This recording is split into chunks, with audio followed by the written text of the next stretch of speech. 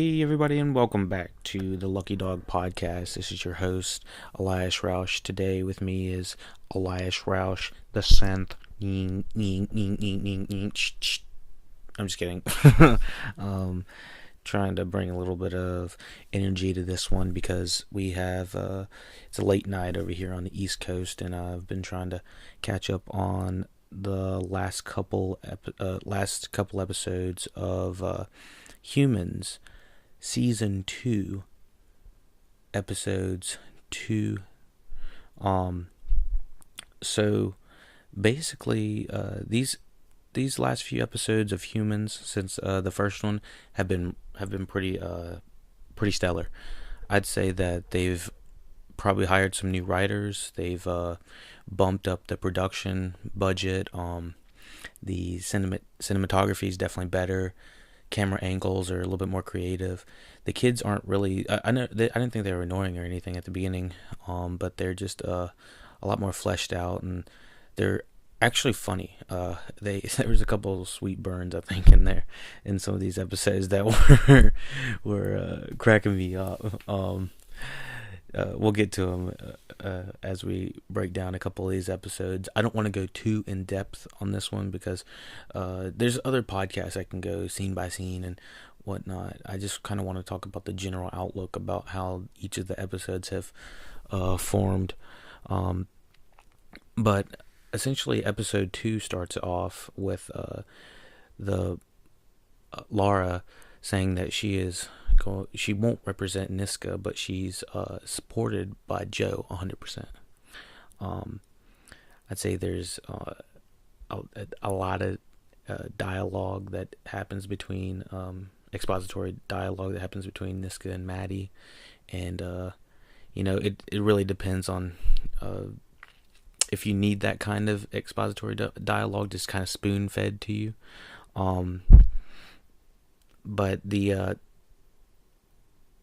interesting thing that with Niska is that the consciousness is being spread randomly, and I think that allows for interesting storytelling, specifically for the writers, so that they can have something to bring new sense into the storyline. Niska says that the code can be compared to a virus spreading, which instantly shot in my mind as the opposite effect of The Walking Dead, which is, I bring it up a lot just because it's something interesting to talk about just as a concept, losing the humanity and figuring out that you have to work together to overcome obstacles, and that zombies aren't always the biggest problem. Well, vice versa, they're having in The Walking Dead, they're having to deal with a virus, and it's destroying their brain. And in Humans, on the opposite spectrum, they are dealing with a virus that's making them become human. Kind of the opposite effect. So the cool thing about that is it allows for, I think, better storytelling for one. They don't have to write themselves in a corner similar to how they did in The Walking Dead or any other, not even just Walking Dead, just any other story where there's a virus that's corrupting the brain. If it's corrupting the brain in Humans, it is happening on the Hester level, which we'll get into a little bit. Just maybe that sentient technology and sense may not always be the best idea if they have bad intentions, especially upon us as humans, or if they want to decide to take over. It seems that they have started to take a line out of Downton Abbey.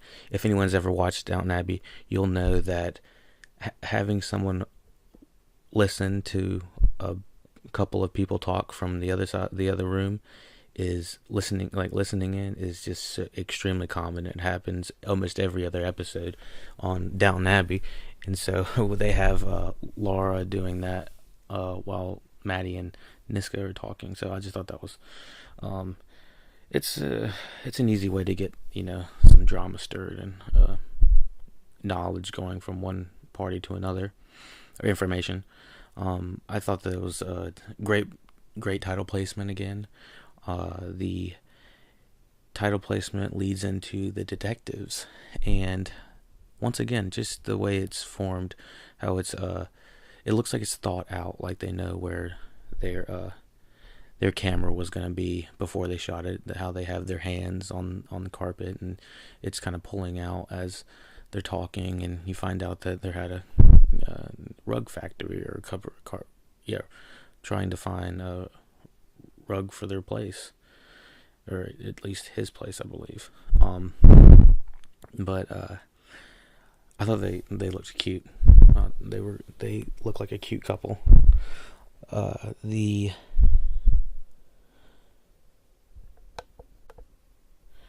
scene leads them outside the place as Pete is carrying the I think it's a mattress or the rug. Sorry,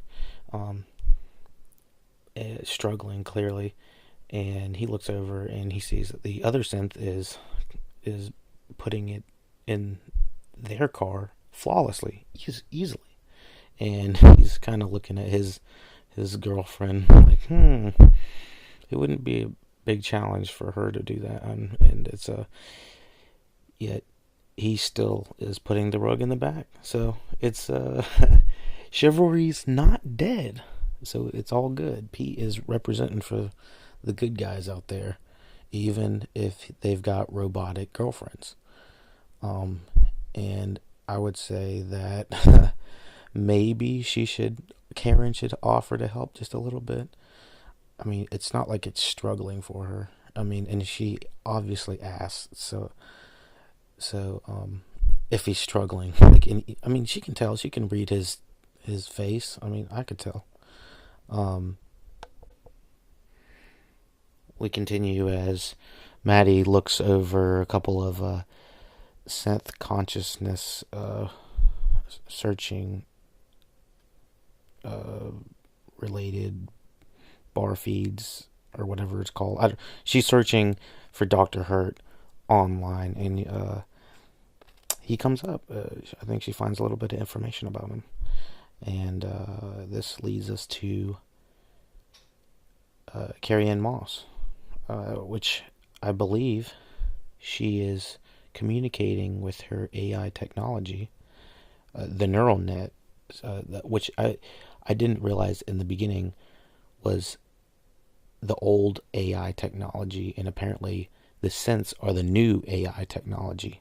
So I believe that Carrie Ann Moss is using this old AI technology as a kind of a paternal relationship, kind of like talking to a daughter, which I believe we might establish.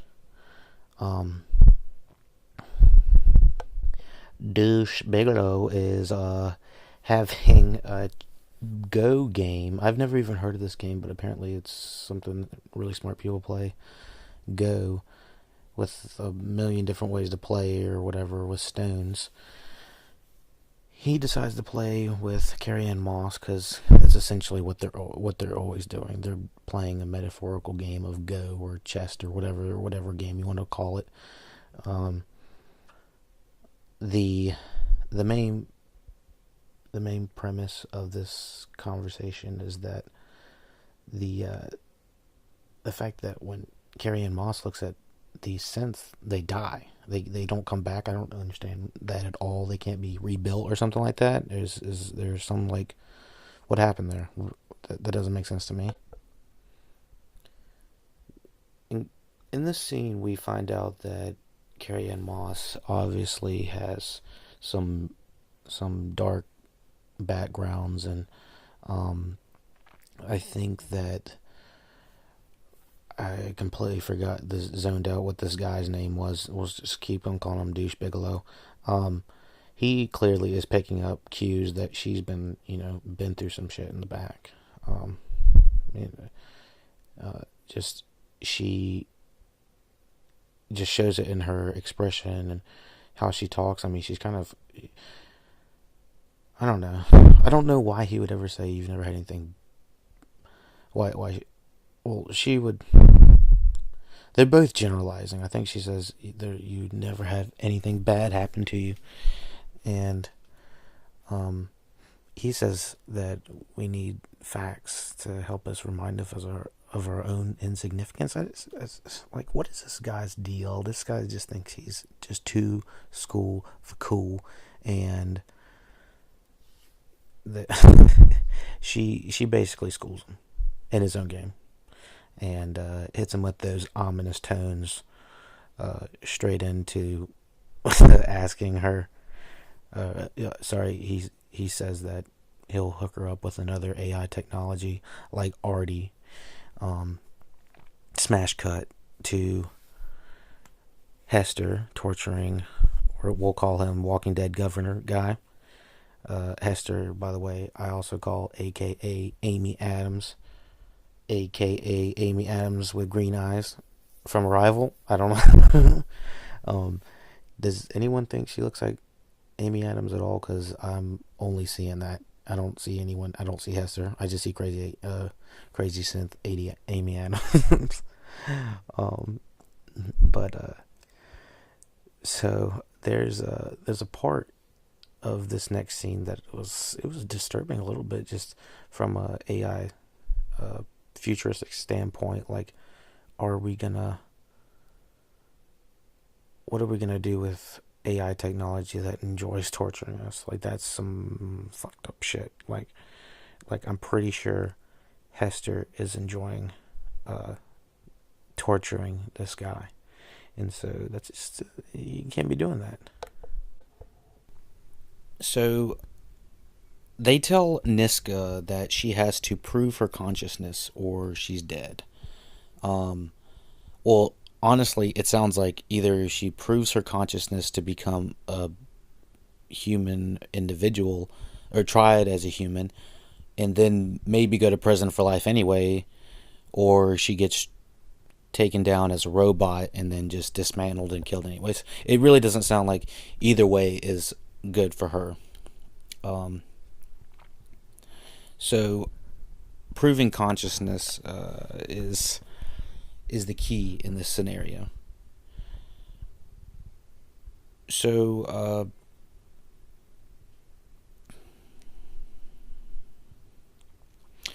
in this next scene, Carrie Ann Moss is trying to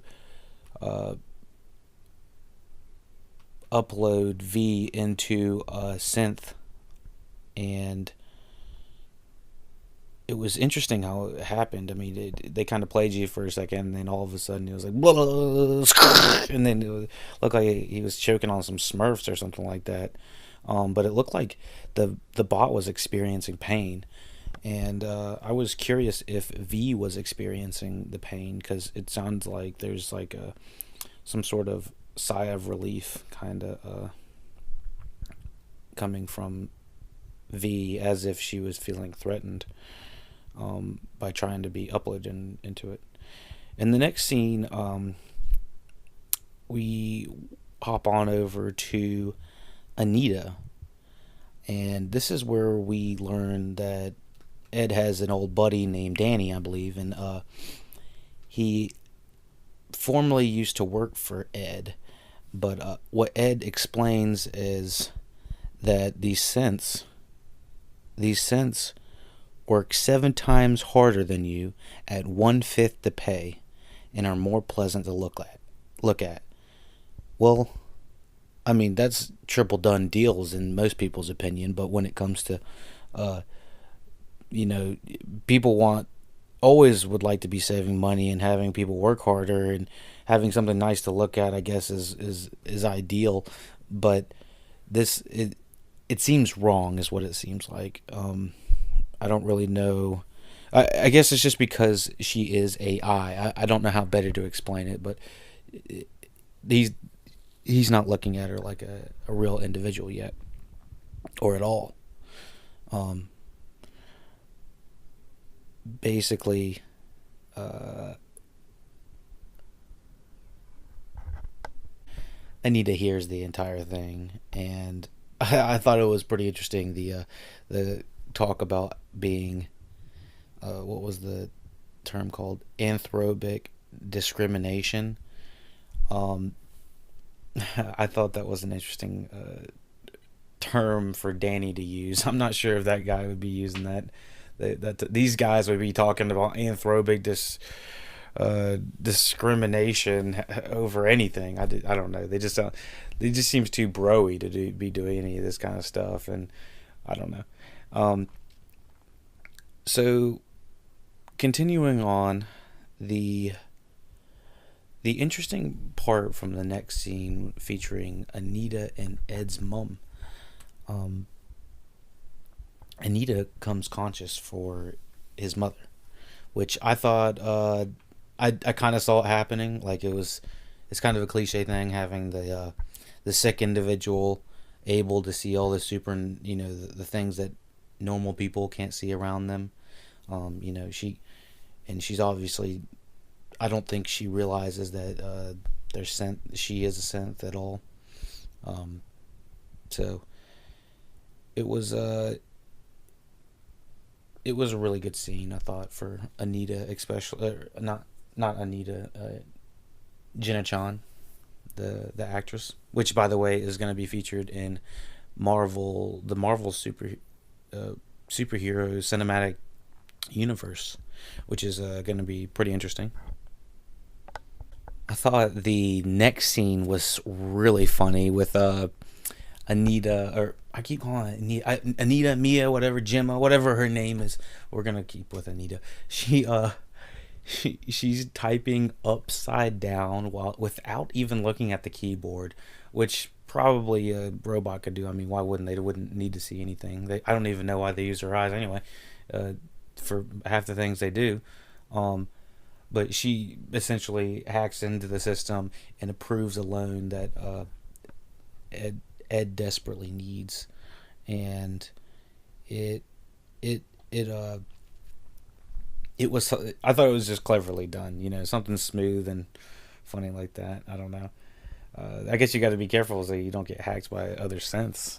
This lady, it's just the way the lady got up and had to go check with some other people, and so it left some convenient plotting for Anita to hack into the network.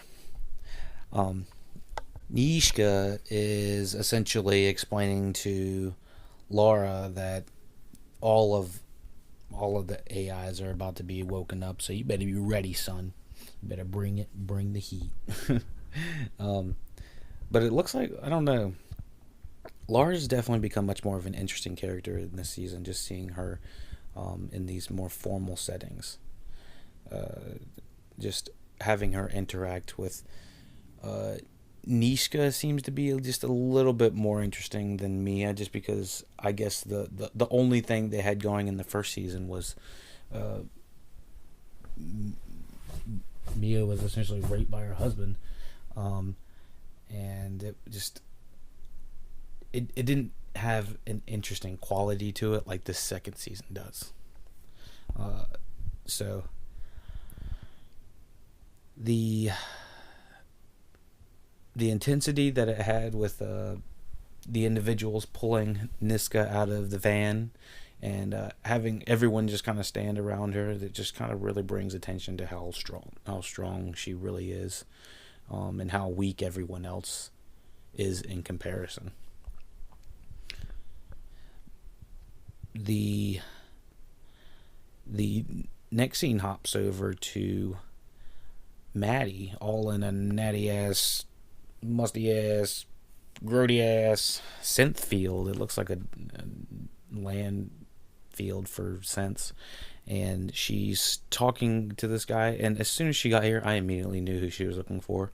She was looking for ya boy, Odie, Goldie, Odie, or whatever. I was gonna say Oldie Goldie. Goldie. I don't know. We'll try to work that in somehow.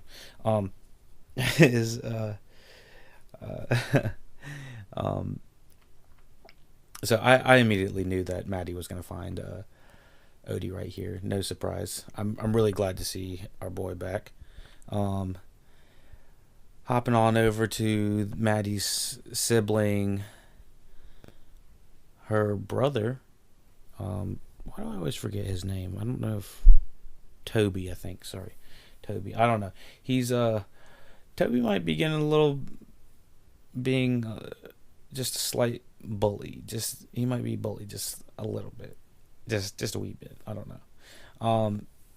But other than that, this scene shows the introduction of Letitia Wright.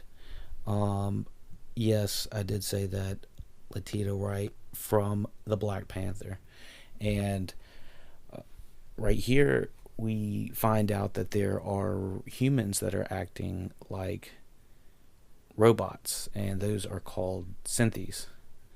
Um, Something that is pretty interesting is Letitia Wright was actually in you called it a Black Mirror episode, and so I thought it was great that she's hopping into another sci-fi realm, especially AI technology genre show.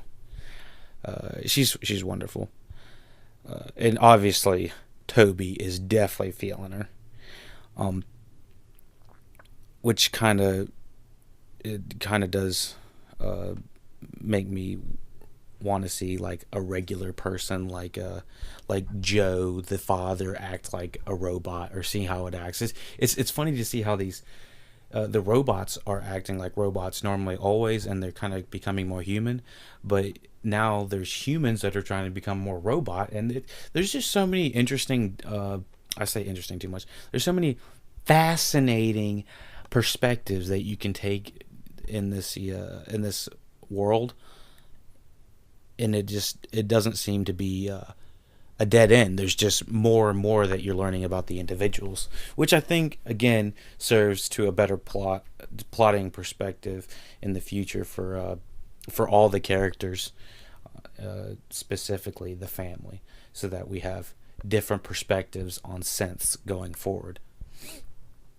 Continuing on with the family, we hop on over to Joe and Laura having one of their sessions with Barbara again, the synth therapist. Um, I thought this was a pretty good scene. They seem to be enjoying her as a therapist, which is not something that they were planning on in the beginning. Uh, I thought that the low this therapist. Hold on, this therapist is way into it. I think she might actually be like one of those the synths that actually exist. I think someone must have just got Chuck E. Cheese's autonomous band member and then throw her skin on top of it, because she might actually be a robot. She's scary as hell. I honestly want to see Barbara whoop some ass. That'd be kind of funny. But as soon as they were leaving, they had some good comedy in between, talking with different languages, and as soon as they walk out, she goes into low power mode, and she's like, it's just hilarious. It's just fantastic. Um, and she knows multiple languages. I was so pissed about that, because 10 didn't have one. I don't understand the robots that don't have multiple languages, that you wouldn't. It doesn't seem like that big of an update that you would need to have. I still irks me. The next scene hops on over to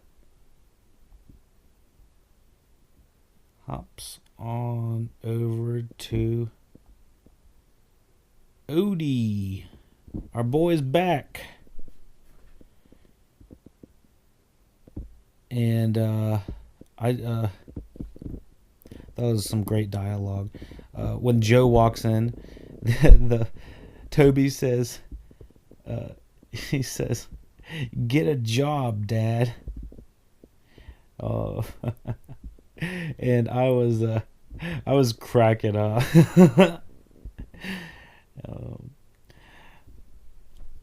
And as soon as Odie's coming downstairs to as soon as Maddie's coming downstairs to introduce Odie to everyone, uh, Toby is just throwing these burns out. He's just serving them up fresh. He was like, "Oh, looking better than your last few boyfriends," and Odie's all fucked up, got blue shit all in. Actually, he doesn't have blue shit coming out of him, but uh, that's probably a first. I know I think Will Tudor is the actor. Um, he's phenomenal playing Odie. I don't think he's playing Odie. He's playing like I said I don't think he's playing Odie. I don't think he's playing Odie to the same extent everyone else is playing their synth robots, because I think Odie is like an older model that requires so much more extensive just acting. I don't know how to explain it. Acting, not credibility, just skill. So, essentially, Odie's a boss. You can't say anything else about that. Anyways, we continue. Maddie says that she's gonna blackmail her brother if you tell mom and dad if you find out. Sorry, I'm just gonna restart that.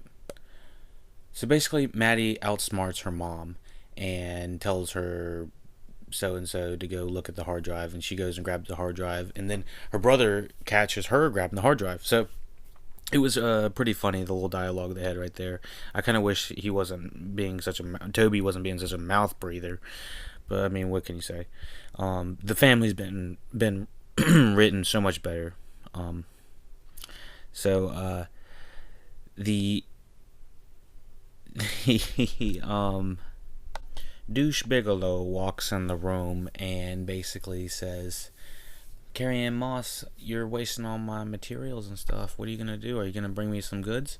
And Carrie Ann Moss is like, "This is fucking evil Apple, bitch. I'm going to do what I want." So, except for the mom jeans, I'm not really feeling the mom jeans. I'm not really sure what's all about that. But anyways, she's basically serving it up fresh for Douche Bigelow here. Milo Bigelow, Douche Bigelow.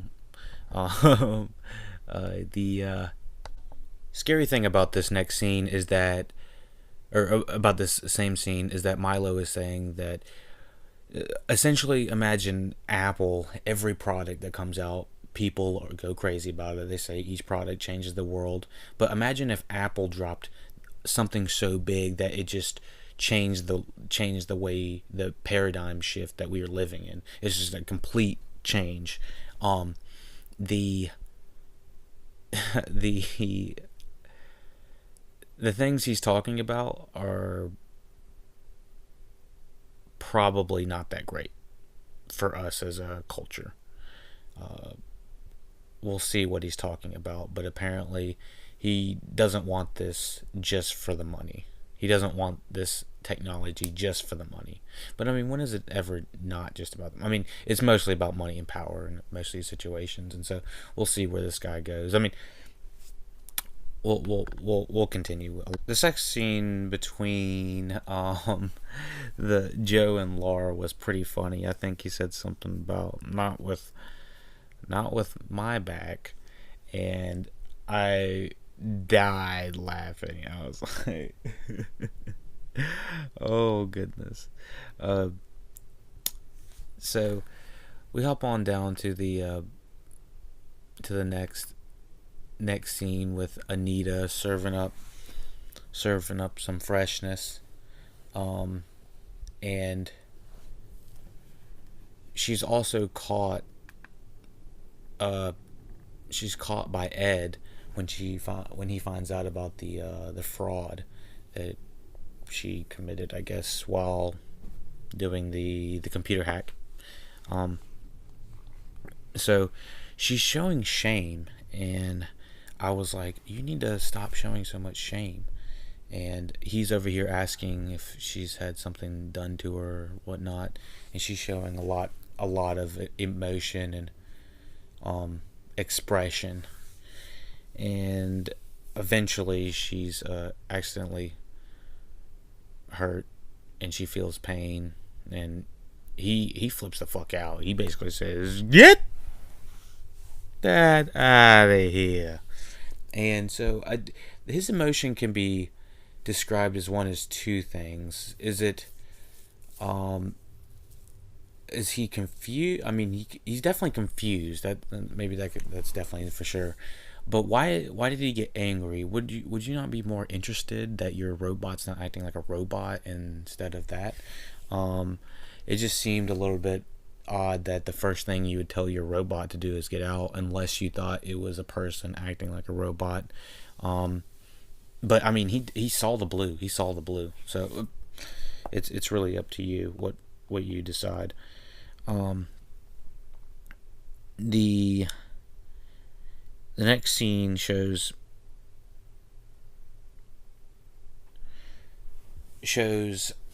Oh, before we finish that, Ed told her to leave instead of helping her, and I think that says something about the douche. So he might be the new douche below. um, yeah, but anyways, the interesting thing about this next scene is I had originally um thought it was about something else. Never mind. The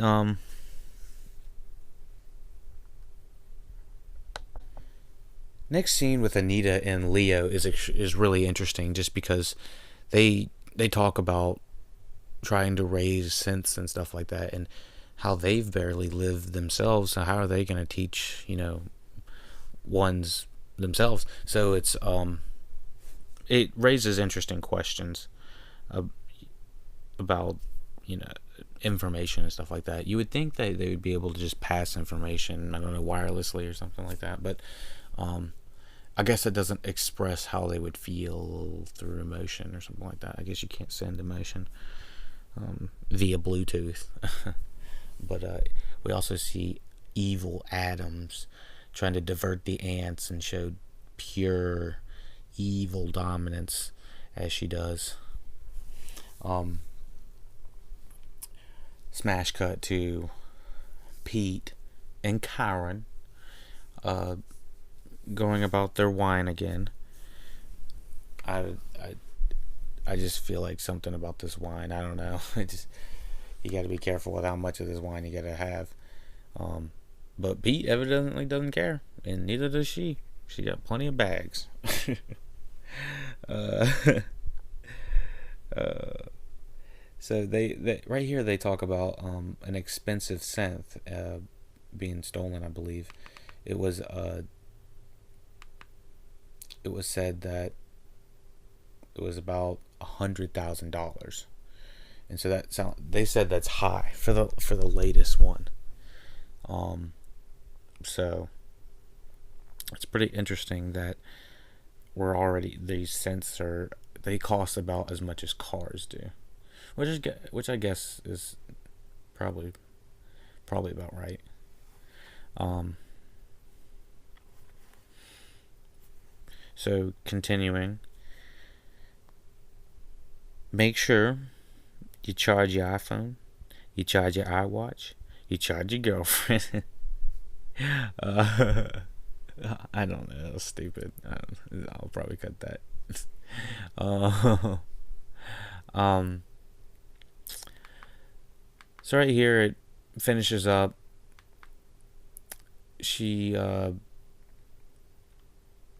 right here they're talking about Karen and Pete discussing how she has to pretend like she's someone else all the time, and this could be a reoccurring theme of an identity crisis, and is she having one? I personally, I think she is. You gotta kind of take the notes. You gotta read her body language. Even as a robot, she just looks uncomfortable. So it's something we should note as well for later down the road. I really hope they have a good relationship coming up, because they oddly fit. I don't know, something about them. They okay. I don't need to see them making out or anything like that, but they're oddly okay. Finishing up, we begin finishing up with Niska and an intertwining of Max deciding to release the Walking Dead governor guy. So I think we all know what's going to happen after this. Evil Adams basically tracks him down and